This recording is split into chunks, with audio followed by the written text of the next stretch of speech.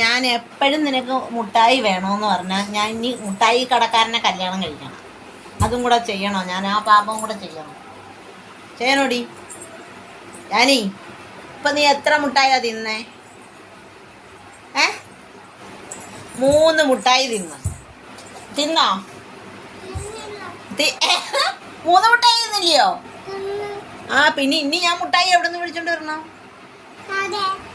കടയില് എൻ്റെ തന്ത ഉണ്ടാക്കി കൊടുത്തിരിക്കും അവിടെ.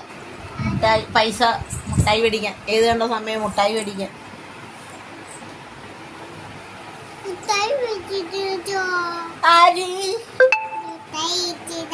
ഇല്ല,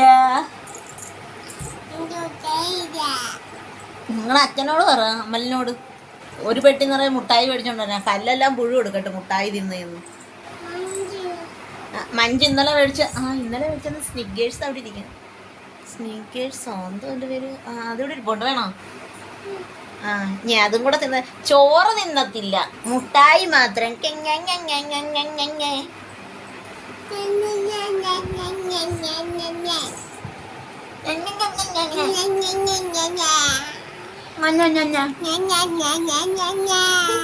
കൊള്ളാത്തൊരു പെണ്ണ്, കൊള്ളാത്തൊരു ചിന്നു.